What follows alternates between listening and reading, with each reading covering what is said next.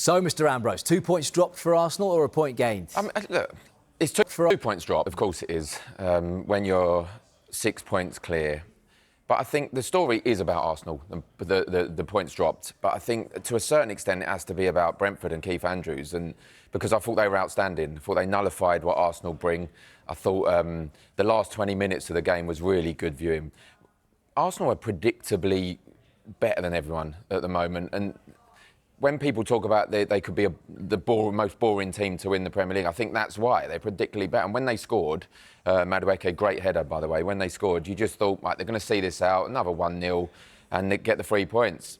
But then Brentford really took it to Arsenal. And as we just see there, Mascara's challenge on Thiago at the end. I know Martinelli had a chance as well, but Brentford were going for the win. And this is a team that lost Thomas Frank in the summer. Few people eating humble pie now over Keith Andrews, because myself included thought they'd be down the bottom. They really showed how you can go against a team like Arsenal. Yeah. And I think a lot of teams will be looking at that. So in terms of Arsenal, they should be looking to be beating teams like Brentford if you want to go and win the title. Look, we've seen them falter in recent title challenges. Is that end of season form, do you think, going to cost them again, Darren? Well, I hope so. Being a Spurs supporter, I hope it does. But look, if it really could. I know we spoke about the Opta supercomputer giving them 86% chance. I'm not so sure about that. I think that there's a couple of players. They lost Saliba yesterday, of course. Gabriel as well. By the way, I think should have been sent off towards the end yesterday for second yellow card. And Declan Rice. I mean, for England, hopefully nothing happens. But if they lose players like that for a number of games, I think it could come back to bite them. And Man City seem to find a way always. And when you're getting chased by a super club like Manchester City and Pep Guardiola, I can see nerves kicking in. I can see the hope in your eyes as well there. they lit up as I asked you that question. Dave Reed has been taking a look at Arsenal's record in recent seasons during the run-in. Dave, what have you dug out for us? Yeah, good morning, everybody. 12 games to go now. So what do Arsenal usually do when the pressure really cranks up? Well, in 2022-23, they took 21 points from their final 12 games. Manchester City, though, went on a remarkable run, taking 31 in their final 12 games, a 10-point swing to clinch the title. What about the following season? Well, Arsenal and City stride for stride that season. City taking 32, Arsenal 31 points. Remember that 0-0 at the Etihad? That ended up being the defining game for Arsenal's title run. Last year, well, Liverpool were in control, really, and they finished with 23 points in their final 12 games. Arsenal on 21 to finish 10 points off the top. What about this year and 2026? Is there a pattern emerging for Arsenal? Well, when City have played first, Arsenal have either failed to take advantage of slip-ups or failed to win themselves, allowing City to close the gap. Arsenal had opportunities to stretch their lead against Liverpool and against Nottingham Forest, but couldn't do it. Then, when City have won, Arsenal have slipped up. First against Manchester United when they were beaten by 3-2, and then again last night against Brentford at the G-Tech. Arsenal are predicted to take 25 points from their final 12 fixtures. City predicted to take 22 in their final 12, which, according to our friends at Opta, means that Arsenal will reach the magic number of 82 points. City will reach 75. The data says this is Arsenal's year. Now they have to deliver. They absolutely do have to deliver. Dave, thank you. Darren, what do you make of those stats? I mean, psychologically, as Dave was saying there, when City have gone first, Arsenal haven't reacted. How do you read that one? Well, it's damning. It's damning seeing that. I mean, may as well stop the league now if they're saying Arsenal's going to win it. I mean, it doesn't work like that, does it? There's some tough fixtures coming up. There's going to be twists and turns for both Arsenal and Manchester City, of course. I pick out that they obviously play Wolves away. They should be winning that, of course. Then I pick out the two London derbies, Spurs, and look, you could laugh at that. They're such a better side, and the reverse fixture was embarrassing as a Spurs supporter. But it's all changed now. They're going to have a new manager at the Realm, Spurs, and it's at the Tottenham Stadium as well. So it could go either way, that one. Then they play Chelsea after that. That's going to be a tough one. I was at Chelsea Leeds the other day. No, it ended up 2-2, but it shouldn't have done. Chelsea should have been way out of sight before the equaliser. And of course, is it April the 18th they play against Manchester City? I think that's going to be a pivotal one. And looking at those stats, it is damning for Arsenal, and they need to get out of that mentality if they want to get this over the line. Yeah. That's the views of the Tottenham fan. Let's speak to an Arsenal fan, because Sky Sports have partnered with Finalysis to discover true fan opinion and to have your say on your club. Download the Finalysis app right now, scan the QR code here for more details, and we can speak to an Arsenal fan by the name of Adam Keys. Adam, good morning to you. What are your thoughts then on last night's performance and that result? I'm not as happy as Darren is this morning. But I agree. Brentford deserve huge credit. They went man-to-man right up until the end, and they were trying to win that game. And it was a really competitive game of football, so we needed to win it. We didn't do. Here we are. How much are you feeling Manchester City breathing down your neck?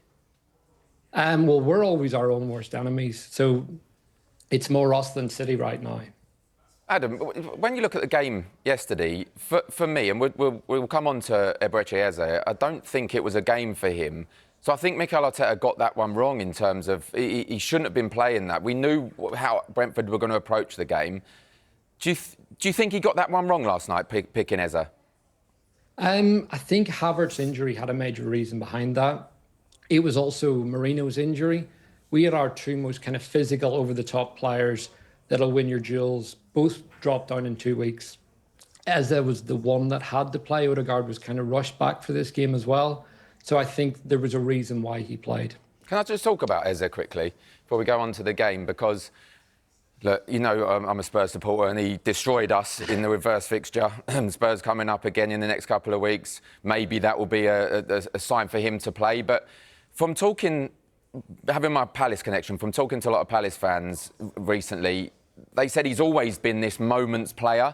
And when you watch him week in, week out, he doesn't put in a 90-minute shift. That's not someone you need at the moment in this title challenge, is it? Do you think that could be him for a little while, out the starting lineup once again? I would actually argue that is what we need. Because if you look at Aston Villa, for example, you look at Morgan Rogers, he's a moments player. He gets those big snatch moments in games. Arsenal don't really have that. We've got Odegaard that can control a game, put a shift in, press, do all the work out of possession, high touches, high passing. But we don't have that player that will just step up and put it in the top corner edge of the box. Eze can do that. But in the summer when we signed him, I did a video with Palace fan, and he highlighted all these things to me. And he was like, look, I love the player, but he's slightly overrated. And Eze was one of my favourite players in the Prem for years. So he's a huge signing for us, but I don't think he hasn't really stamped his presence on the team. I think there is still a bit of, look, I'm at Arsenal, as opposed to Arsenal have Eze, and that's a problem right now. I don't know if you can read the screen there, Adam, but it's just changed actually. But Matthew's saying that Arsenal cannot handle the pressure. And actually, the last 4 times that Arsenal have played after Manchester City, your team, Adam, have dropped points. What is that down to? I mean, you're feeling it as fans. Are they feeling it on the pitch? Is it transcending to them? It's hard to know. I come back to the point about Brentford last night. I don't think we were good enough. Our technical leaders didn't step up. I'm looking at Zubimendi here. I'm looking at Eze. The loss of Saliba to play that ball out from the back. He's a carrier and a progressor. That had an impact. But at the same time, you have to go to these grounds and win. You're always going to have injuries. If you want to win a title, you have to overcome these obstacles. And whilst Brentford were good, there's been other examples, as you've shown on the screen before I came on. That is an issue, and that's something we have to overcome. I think it's not just playing second. Our record against teams in the top half this season hasn't been spectacular, particularly ones in form. For me, until we overcome that, this is always going to be an issue. Our fixtures are getting easier, but we have to really start putting a run together now, and I'm talking about a big run. Adam, how do you overcome that? I mean, we see a couple of weeks ago, didn't we? We all lip-read what Declan Rice said as he was walking off the pitch. So the players clearly feel it as well. So it's clearly a mentality issue. So what seems to be the problem there? I mean, you get bantered a lot about bottling the last few years, and if that happens again, the meltdowns are going to be iconic from everyone else's point of view. But how do you get over this mentality? I mean, the meltdowns are already crazy from our own fan base, never mind the opposition. Look, that's for the players, the manager to sort out. We bounced back very strongly against United. We've just had 3 big performances last week, and then we've come out last night. The fact that the first shot on target was 61 minutes into the game and we scored from it, that's not good enough. That needs to improve. You look at Timber at the end, Martinelli's miss. Again, that's a big moment. But Brentford also had multiple moments that we kept them out. Mascara, Reyes save, these things, we need to be creating more.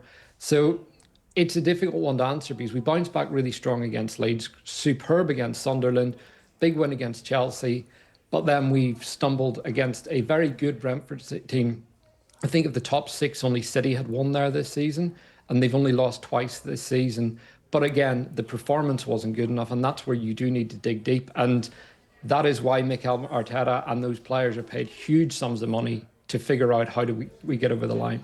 Adam, come on, be honest before we let you go. The Opta supercomputer, 86% chance of Arsenal winning the title, 12% to Manchester City. Adam, come on, speak a bit of sense this morning on Fan Club. I do not take this serious because I remember 22, 23 where the Opta computer was telling me all sorts of things.